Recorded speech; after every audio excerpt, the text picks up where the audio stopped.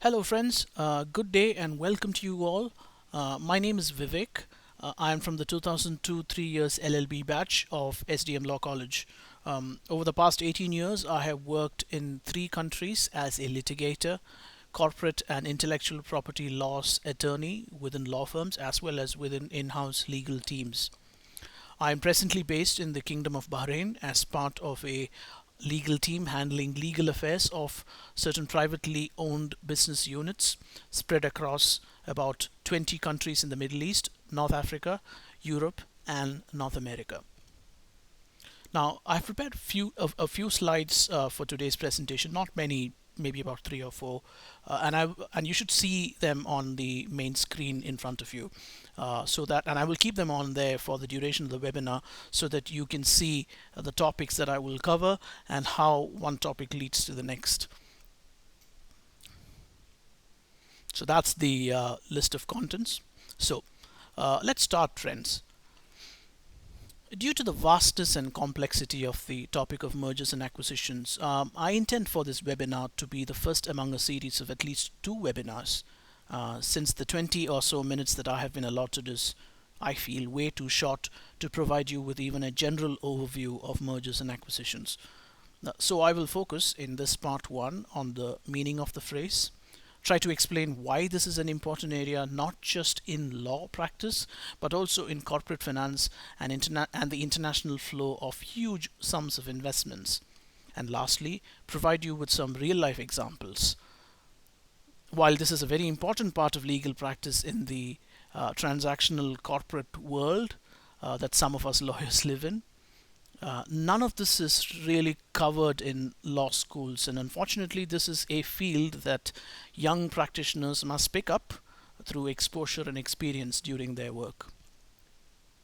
Now, let's define M&A. So, what does the term mean?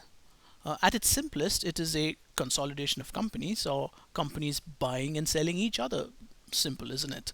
A merger is the combination of two or even more companies to form a new company, while an acquisition is one where one company is taken over by another company with the target company ceasing to exist. The fundamental idea behind this is that companies that have certain synergies, and I will come to this word later, companies that have certain synergies are together able to generate more value, revenue, sales, and returns on investments than they would if they were to operate independently of each other. So essentially, maximization of wealth is the primary objective. An interesting principle you will see throughout the mergers and acquisitions world is that 2 plus 2 equals 5, and I will explain that a little later. The abbreviation for the phrase, that is M&A, is also used to refer to offices within investment banks, the big four accounting firms, company brokers, and large law firms that deal with this activity. So why M&A? It could be something as simple as the owner of a business wanting to hang up his boots, cash in his investment and effort over the past presumably several decades and retire or pursue new interests. Or it could be something far more important, such as a multinational company looking to make strategic inroads into new markets where it currently has no presence. A merger refers to two firms or companies of approximately the same size who join together and carry on business as a single entity rather than remain separately owned and operated. Shares of both companies are surrendered and new shares are issued in the name of the new company. Mergers can also occur between firms of different sizes where the CEOs of both companies agree in writing that a merger on roughly equal terms is in the best interests of both their companies. Remember that a successful M&A transaction may be the highlight of a CEO's career, and most CEOs may not even get to oversee an M&A transaction, least of all a successful one. When a larger company acquires a smaller one, it is always regarded as an acquisition. This can include smaller companies that do not wish to be acquired but are forced to do so, and these are referred to as hostile takeovers. Friendly takeovers, on the other hand, are where both parties are in agreement with the acquisition. Let us now examine the reasons for M&A practice. Now, this is something that I believe I have covered very briefly above, but I think it's time to go into some more detail on why this seemingly important activity takes place all over the corporate world, with the biggest deals carrying absolutely astounding values. You will recall that I used the word synergies earlier on, right? Let us now examine what the synergies created by a successful M&A transaction are expected to be. First, it is possible for a larger firm to leverage its size and lower the cost of capital. As you may be aware, very few companies are able to operate without a bank facility, or some even have multiple bank facilities. This is true of even the likes of companies with billion-dollar valuations, since they may not have the cash reserves at hand required for working capital and business expenses, or may have their excess cash tied up in other ventures. Beyond a certain size, it is actually more profitable for a company to rely on bank finance rather than use its own cash.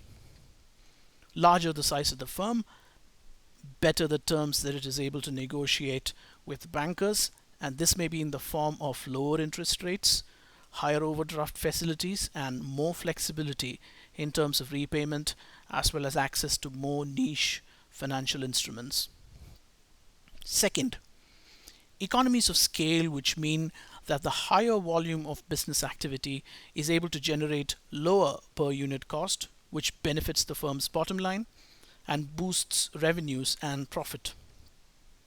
Acquiring the right subsidiary or finding the right partner to merge with could provide a big boost in economies of scale following completion of the transaction. Thirdly, that pull between buying a business versus building a business.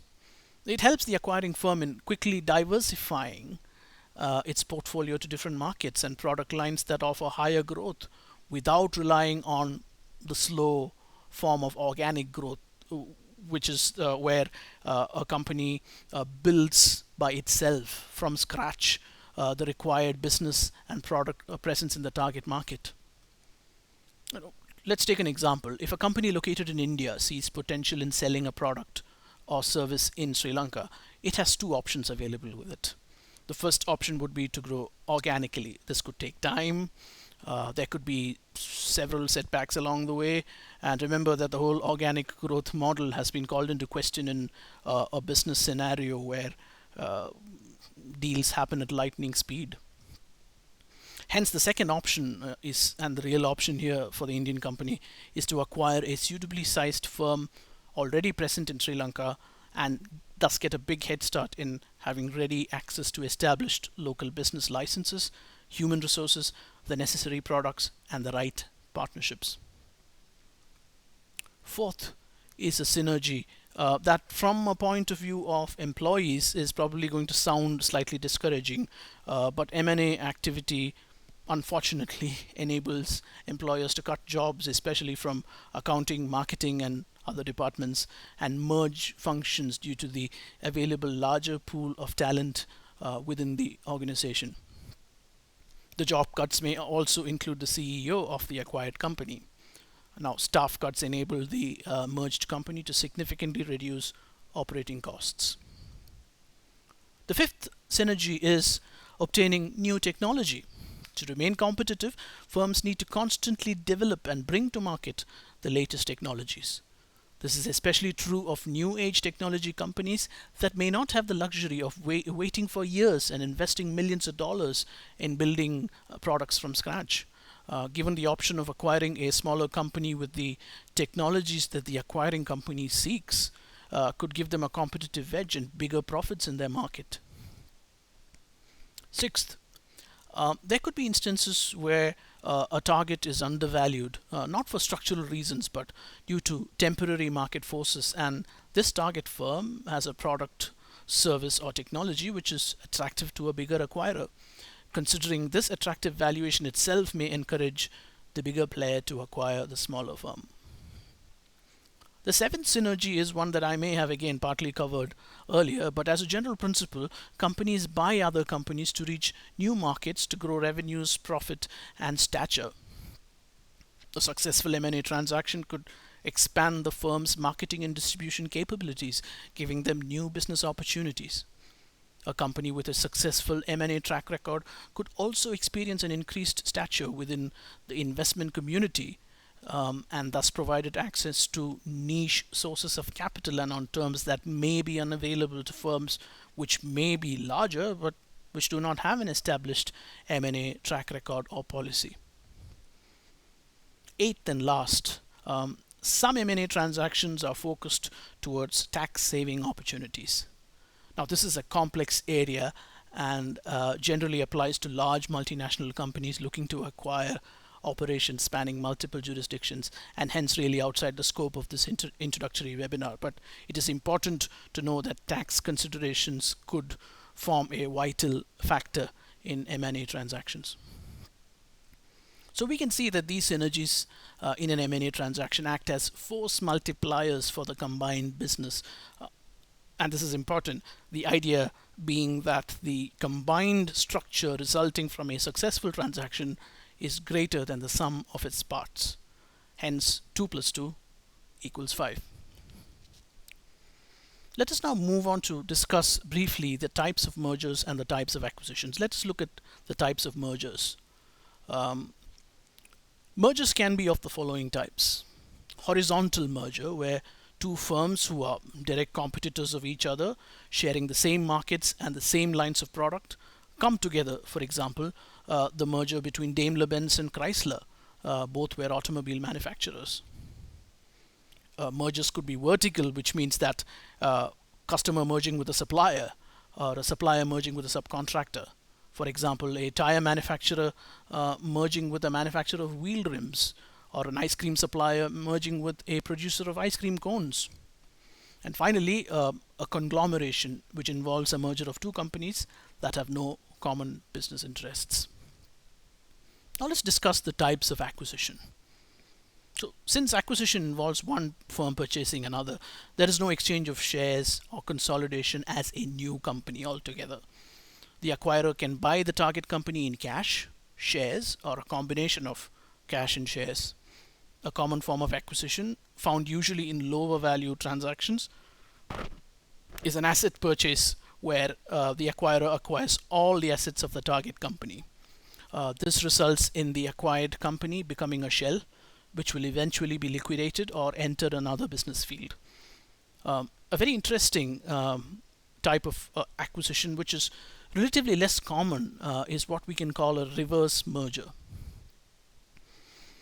Since it's an extremely complex, lengthy, and expensive process for a private company to go public and list on a stock exchange, there are many rules and regulations spanning multitude of government authorities and myriad of laws to look at. Since this takes time, effort, and money, a private company with strong fundamentals and reasonably bright future prospects may acquire a publicly listed shell company, which by definition has no business activity and limited assets.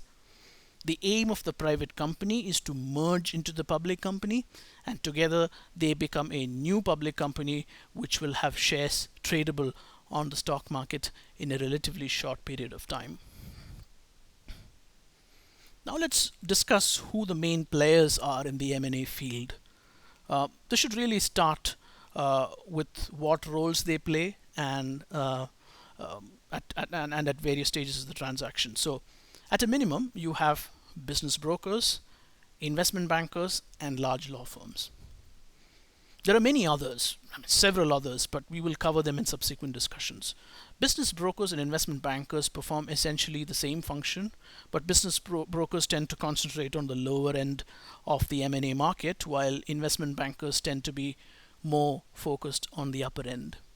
They are the ones who market potential targets and generate interest among potential acquirers. Think of them as your real estate agent, just performing a slightly more complex function.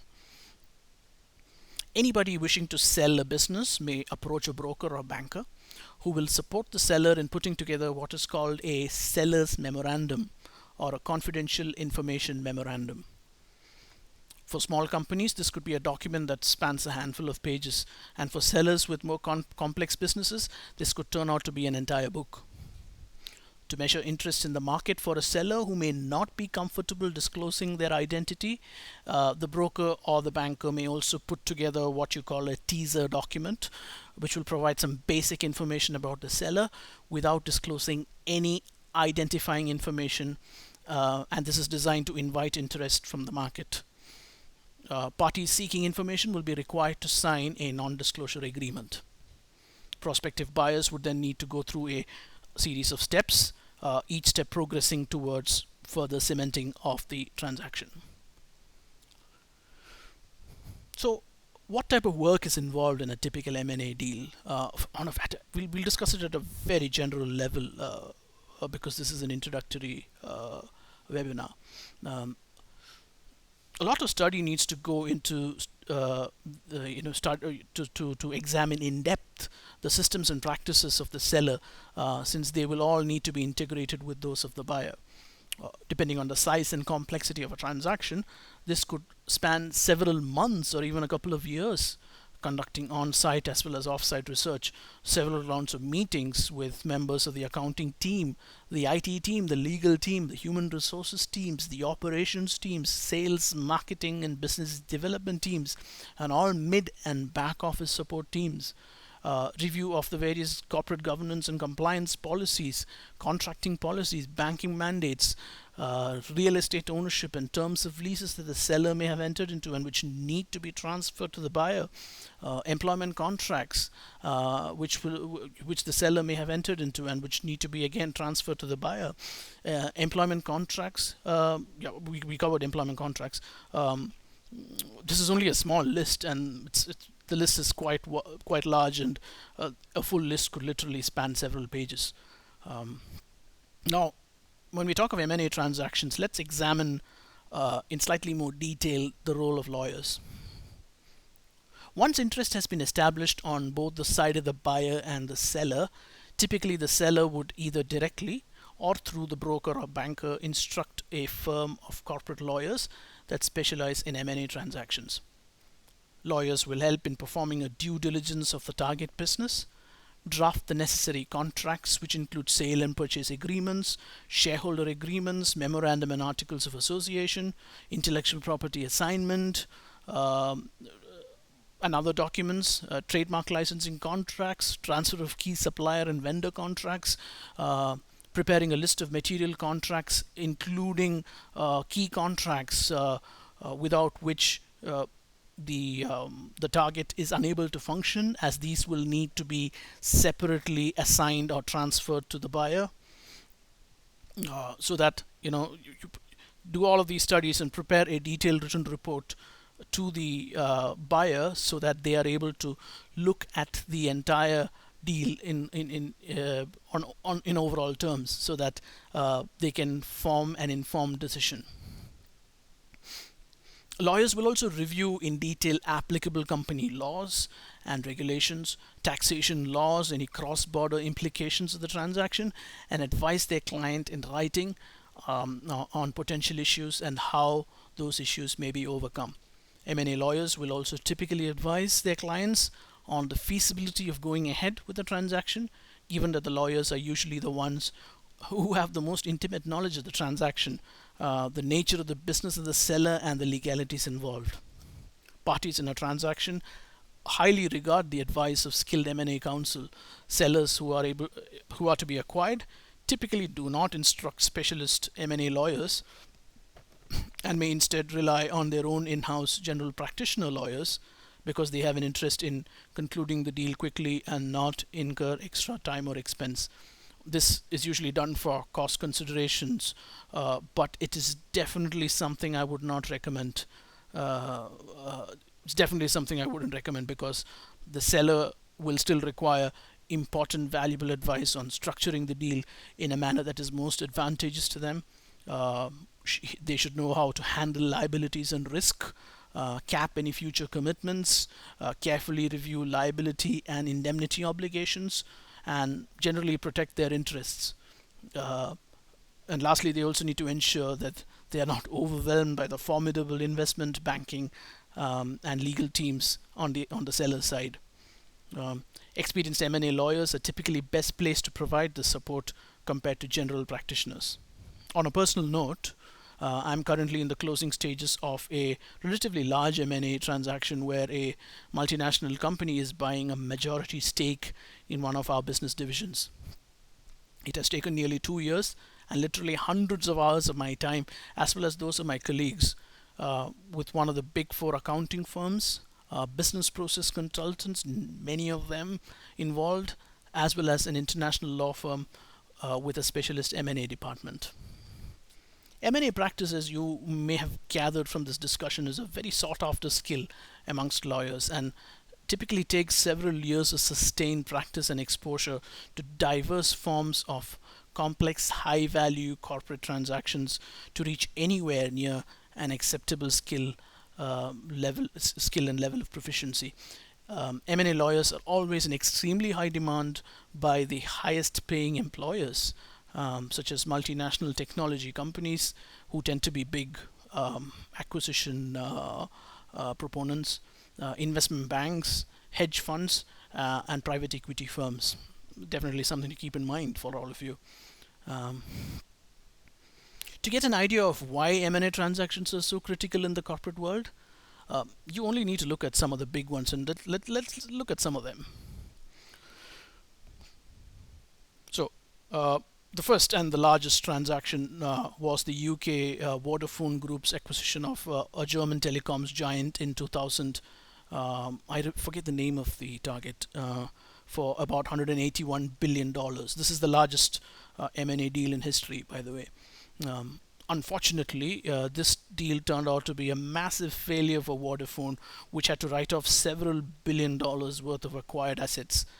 This is actually a very good example of parties rushing in to do a deal in the heat of the moment, so to speak, and in a relatively short time frame. The entire length of time that this massive transaction took could not have been beyond 2 years, since it happened between 1999 and 2000. A deal of this size would have literally taken years if done properly and might have ended up being worth much less, but Vodafone may not have suffered the losses that it did.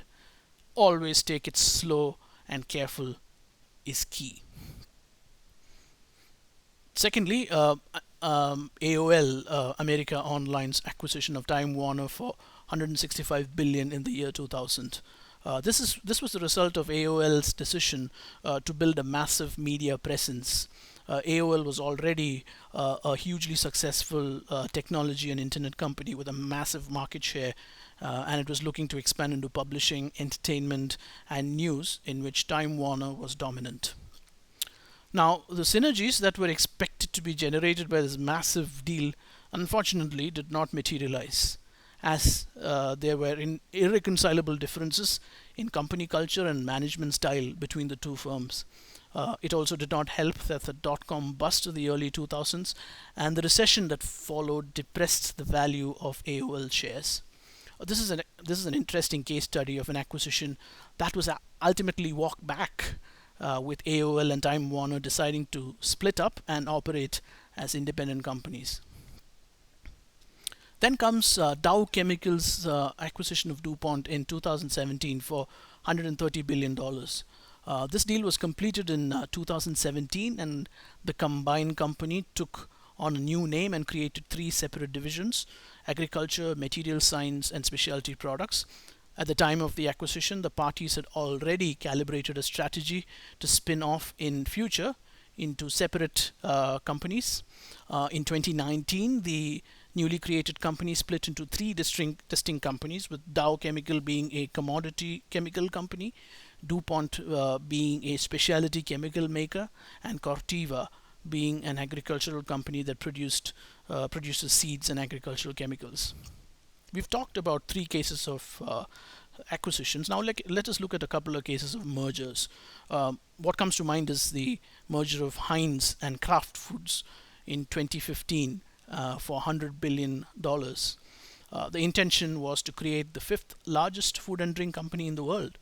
The newly created company was named the Kraft Heinz Company, and it went on a buying spree of several household and extremely valuable brands and consolidated them under one roof. Revenues and profits jumped noticeably in the following years. This is an example of a successful merger. The last but not the least is the merger of Exxon Corporation and Mobil Corporation in the oil and petroleum industry in 1999 for 81 billion US dollars. At the time, Exxon was the industry leader and Mobil was at number two. The merger resulted in an extensive restructuring for the newly created entity called ExxonMobil, which we are all familiar with, including a sale of thousands of outlets of the two companies throughout the US. This deal is widely regarded as one of the most successful in M&A history, with the merged company continuing to trade under the ExxonMobil name till date. ExxonMobil, it may be noted, was for many years the world's largest oil company. It is currently in third place, with China National Petroleum Corporation and British Petroleum having recently overtaken it in revenues. Friends, I hope this has been a useful overview and introduction to the principles of the niche area of legal practice, that is mergers and acquisitions. There will be a part 2 of this webinar in which I will release in a few days from now, in which I will introduce you to the actual steps involved in doing the deal, which will also include considerations on the part of both the buyer and the seller, hostile takeovers, valuation strategies, forms of sale and purchase that the transaction may take, why some M&A transactions fail despite the best intentions on both sides, the specific portions of the M&A process where M&A lawyers are involved, actions that they take routinely to ensure the success of the transaction, and last but not the least, how you too can become a successful M&A lawyer. Thank you for your time. For any questions, feel free to drop me an email at the email address shown on the screen, and I will try my best to respond. Thanks all for your time and have a good day. Bye bye.